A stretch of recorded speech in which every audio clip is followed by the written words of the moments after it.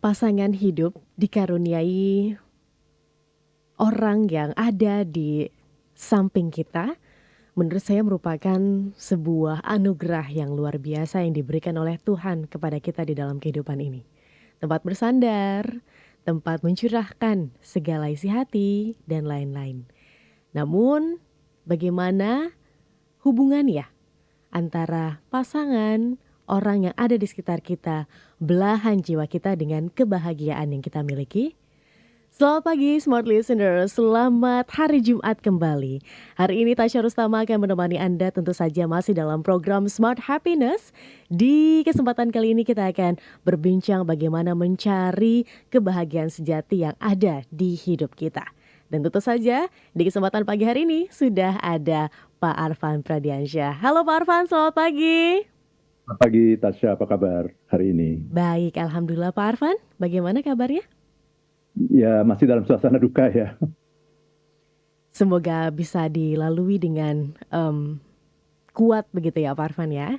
Dan Amin. semoga di kesempatan pagi hari ini juga Smart Listeners kita akan mencari begitu ya bagaimana hubungannya antara ini semua, dan akhirnya outputnya bisa kita dapatkan kebahagiaan yang sejati.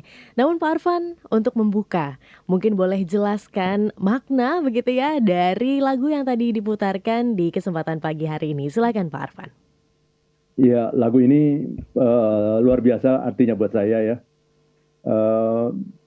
Istri saya baru berpulang ke rahmatullah 9 hari yang lalu, ya tanggal 18 September, dan ini merupakan sebuah pukulan ya buat saya ya, guncangan bahkan boleh dibilang begitu ya. Jadi saya ingin mendedikasikan sebetulnya talk show saya pada pagi hari ini untuk istri saya tercinta ya, Henny Susanti, yang sudah mendampingi saya 27 tahun di dunia ini gitu. Dan saya sengaja pilih lagu ini karena lagunya buat saya bagus sekali ya. Jadi kalau boleh saya, ini syair yang paling kena buat saya itu adalah yang kalimat ini. Saya nyanyikan ya, coba ya sedikit. Silakan ya. Pak Arfan. Ku bahagia kau telah terlahir di dunia, dan kau ada di antara miliaran manusia, dan ku bisa dengan radarku menemukanmu.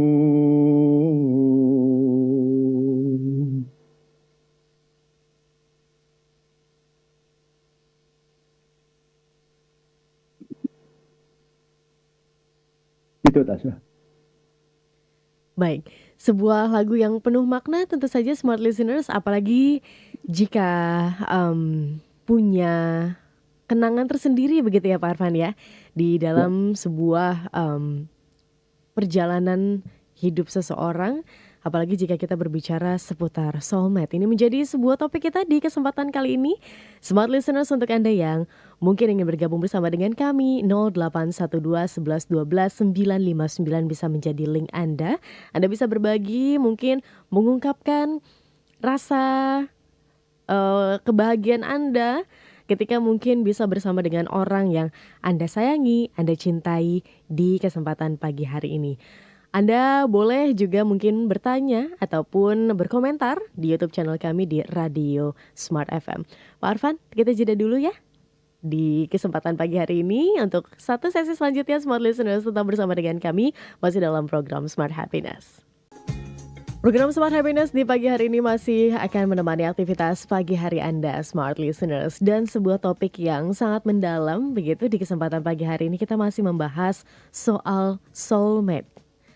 Pak Arfan, di kesempatan pagi hari ini mungkin kami juga ingin mengucapkan berbelasungkawa begitu ya, dan semoga Pak Arfan juga tetap kuat dalam menjalani kehidupan yang tentu saja akan masih terus dijalani begitu ya Pak Arfan ya.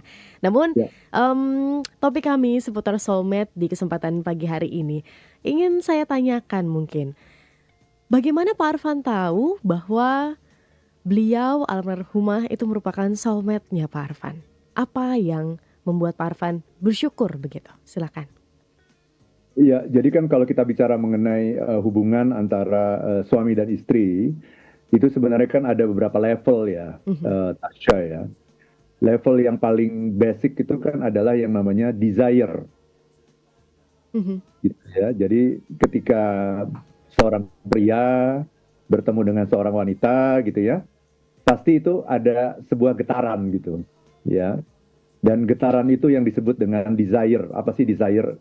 Keinginan, hasrat gitu ya. Ada sebuah hasrat gitu ya.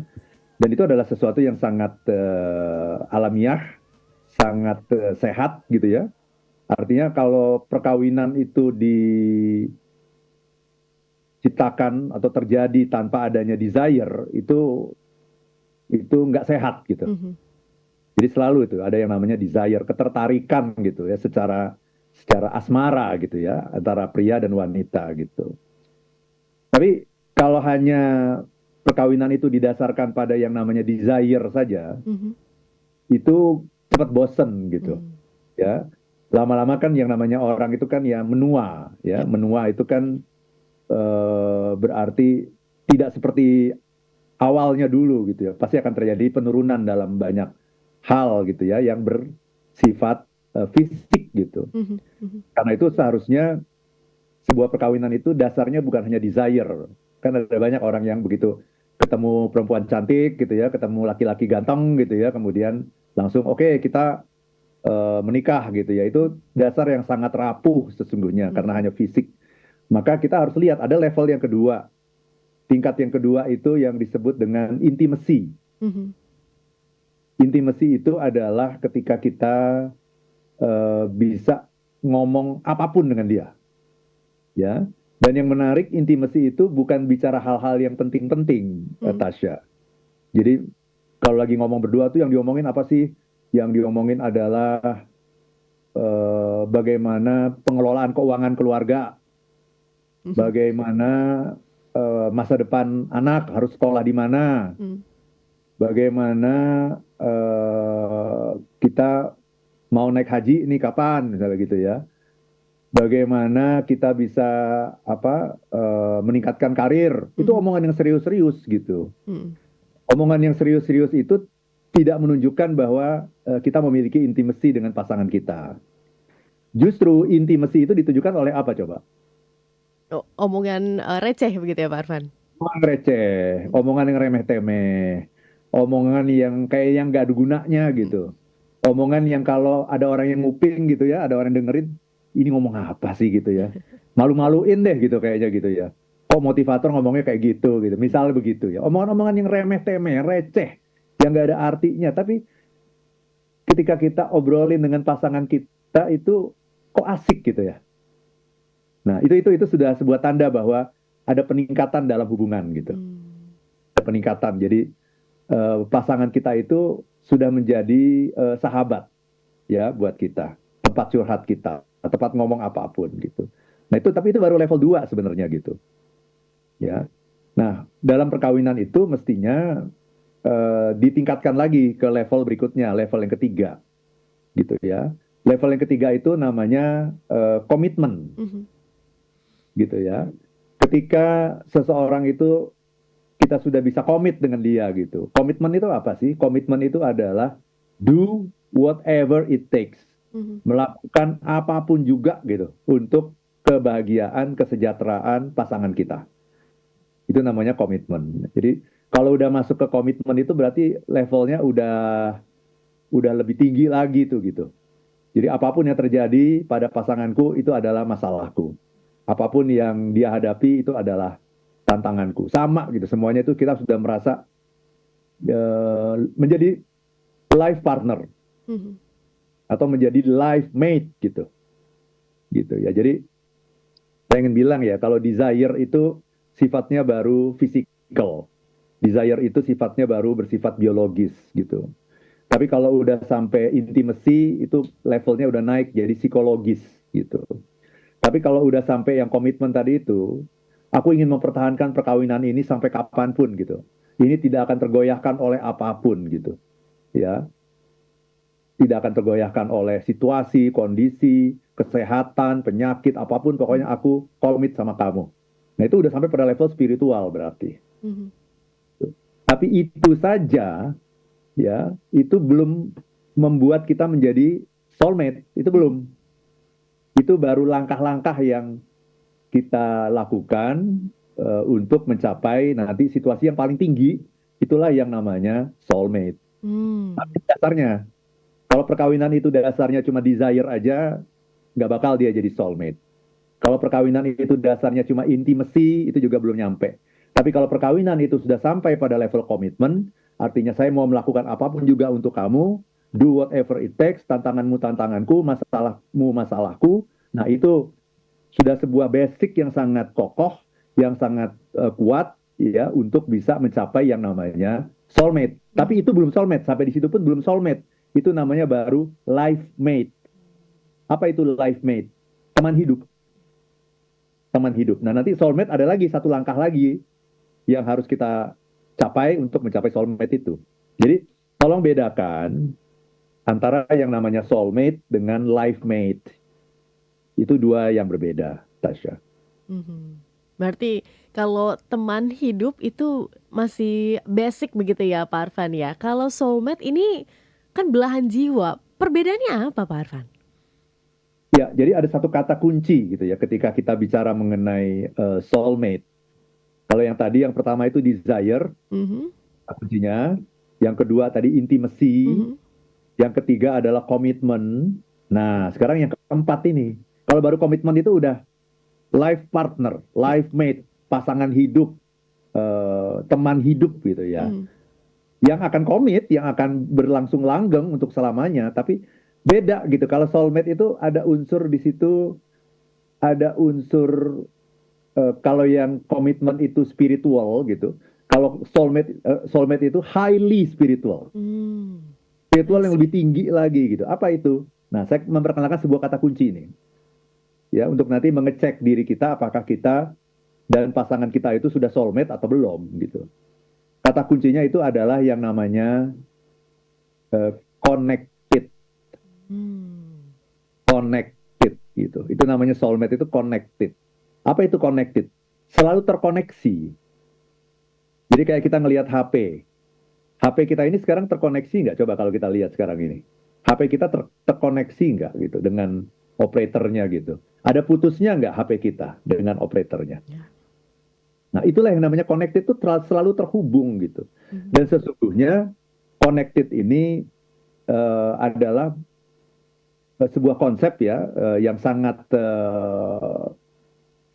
milenial gitu ya, sangat kekinian gitu Mhm. ya. Mhm. Kan sekarang ini kita kemana-mana kan yang paling penting apa? Kemanapun kita pergi, yang dicari apa nomor satu? Koneksi.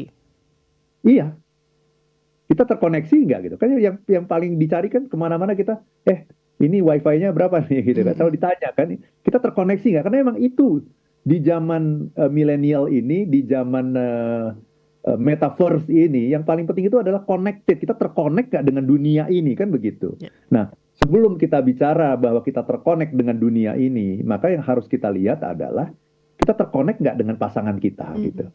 Mhm. Sama aja kalau kita bicara mengenai keimanan ya. Kalau kita bicara mengenai keimanan kepada Tuhan, kalau saya kata kunci keimanan itu satu, connected. Kalau koneksi kita dengan Tuhan itu selalu ada dimanapun, kapanpun, bahkan ketika kita sedang talk show ini, kita selalu ingat sama Tuhan, maka kita tidak akan tega melakukan perbuatan-perbuatan yang tercela. Benar nggak begitu? Kemanapun kita pergi. Jadi yang namanya koneksi dengan Tuhan itu bukan hanya ada di tempat ibadah, ada di masjid, di gereja, di pura, di kelenteng, bukan hanya itu. Tapi koneksi dengan Tuhan itu adalah ketika kita berada dimanapun kita pergi, kemanapun kita melangkah, kita punya koneksi dengan Tuhan. Nah itu menurut saya, dasar atau apa yang disebut dengan keimanan, itu adalah connected. Jadi kalau orang Islam bilang tuh, kita harus berzikir kemanapun. Bahkan zikir itu nggak harus diucapkan, tapi zikir itu bisa dalam hati, kan begitu. Mhm. Dalam semua ajaran agama, itu ada yang namanya mantra, kan? Ya. Yang namanya mantra itu adalah sesuatu kata-kata suci yang diucapkan supaya kita selalu terkoneksi dengan Tuhan. Mhm. Nah, itu analoginya kalau kita bicara hubungan kita dengan Tuhan. Nah, kalau kita bicara hubungan kita dengan pasangan kita, maka level yang paling tinggi menurut saya bukan komitmen, ini udah beyond komitmen. Apa itu? Connected. Jadi bukan hanya committed, tapi connected. Connected itu apa? Kemanapun saya pergi, saya selalu terkoneksi dengan pasangan saya, dengan istri saya, gitu ya. Selalu terkoneksi, gitu. Jadi ini mengingatkan saya pada dulu, zaman dulu itu, mungkin Tasya belum belum pernah mendengar gitu ya. Zaman dulu itu ada lagunya Dina Mariana, Oke. lagunya jadul itu lagu jadul. Jadi dia bilang gini, aku mau makan, ingat kamu, aku mau minum, ingat kamu, aku mau belajar, ingat kamu. Nah itu, jadi semua itu ingat kamu, ya. Ya, aku mau mandi, ingat kamu. Aku mau tidur, ingat kamu. Aku mau melangkah, ingat kamu. Nah itu sesungguhnya itu lagu jadul itu. Itu saya selalu ingat gitu. Kalau yang namanya connected itu selalu terkoneksi gitu. Saya sedang dimanapun, saya selalu tahu apa yang sedang dilakukan oleh istri saya saat itu. Karena kadang-kadang kan kita terkoneksi, tapi koneksinya berapa lama? Oh, saya udah 1 hari nih nggak telepon dia. Berarti kan selama 1 hari itu kita tidak terkoneksi Hmm, gitu. hmm. Nah, yang namanya soulmate itu adalah semakin sering Anda terkoneksi, semakin Anda tahu kondisi terkini. Nah, terkininya itu dalam apa? Bisa dalam jam, bisa dalam menit, bisa dalam detik. Nah, itu menunjukkan sesungguhnya level dari kesolmetan Anda itu levelnya ada di mana gitu. Jadi Oke. ini beyond komitmen. Ya, kalau komitmen saja itu saya sudah bilang komitmen itu aja udah spiritual. Tapi kalau connected itu highly spiritual, sangat spiritual sehingga jiwa kita itu sebetulnya udah sama gitu, udah bersatu secara jiwa. Itu Tasya. Oke.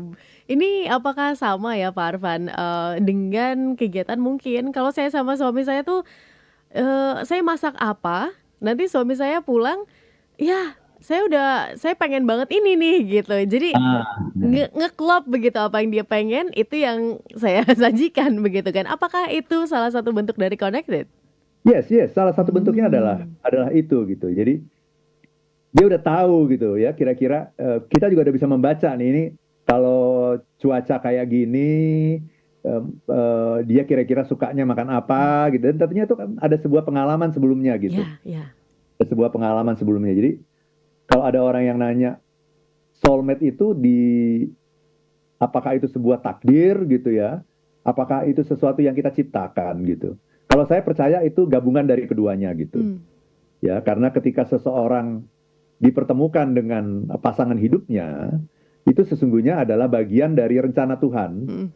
untuk menyatukan kedua orang ini menjadi sepasang soulmate Mhm, gitu. mhm. Tetapi dalam perjalanannya itu hanya baru merupakan benih-benihnya saja gitu. Tugas Tuhan kan adalah mempertemukan gitu. Tapi kemudian Tuhan menyerahkan kepada kita, Mhm. apakah kamu mau memperjuangkan pasanganmu ini sebagai soulmate-mu atau bagaimana gitu. Jadi Baik. ada juga kan orang yang ketika awal menikah rasanya seperti apa gitu ya, bahkan dia bilang tidak ada apapun yang bisa memisahkan kita, tapi kemudian bercerai dan bermusuhan kan kan Mhm. begitu. Ya. Kenapa? Jadi yang salah di mana gitu? Mhm. Ya yang salah adalah karena kita tidak merawat gitu ya, Mmm. tidak membangun frekuensi yang sama gitu. Mungkin karena kesibukan ya, itu pasti pasti itu tidak diniatkan sih ya. Tapi karena kesibukan, kemudian komunikasi jadi lebih slow gitu, sehingga tidak terbangun frekuensi yang Mhm. sama gitu. Jadi frekuensinya tuh satu di atas, satu di bawah begitu, tidak tidak tidak sama, tidak terbangun gitu. Oke. Sesungguhnya setiap orang itu ketika dia dipertemukan dengan pasangannya, dia berpotensi menjadi soulmate dengan catatan bahwa dasar dari hubungannya itu harus sampai pada level komitmen dulu. Komitmen. Oke, baik. Tapi kalau dasar hubungannya baru karena oh dia cantik gitu ya, dia ganteng, dia keren, dia kaya. Nah itu dasar hubungannya itu baru sampai pada level 1 yang saya Mhm. sebut sebagai desire Desire. tadi itu gitu. Baik. Belum nyampe kemana-mana. Kalau baru desire ya itu jauh dari soulmate. Tapi kalau udah desire naik lagi ke level intimacy, naik lagi ke level komitmen, nah itu adalah dasar untuk bisa menjadi pasangan yang sejiwa sehati yang soulmate gitu, Tasya. Baik, Pak Arfan izin untuk dijawab di sesi selanjutnya begitu ya. Pertanyaan saya, apakah ini bisa berkembang Pak Arfan? Karena kita kan tahu ya bahwa ada beberapa kasus di mana pasangan ini bertemu ya ngobrol sedikit, oh klop, yaudah langsung menikah. Apakah ini bisa berkembang? Atau ada juga pasangan yang mungkin tadi juga Pak Arfan sempat menyinggung bahwa ada yang awalnya sudah komitmen, sudah udah jadi life mate banget deh ketika menjalani bahtera rumah tangga, banyak ketidakcocokan, banyak segala macam. Ini akhirnya tidak lagi menjadi soulmate. Ini bagaimana Pak Arfan? Perubahan-perubahan ini didasarkan pada apa? It takes two tango kan? Apakah demikian? Ya, kita harus jeda dulu sejenak. Pak Arfan izin dijawab di sesi selanjutnya. Smart Listeners tetap bersama dengan kami masih dalam program Smart Happiness.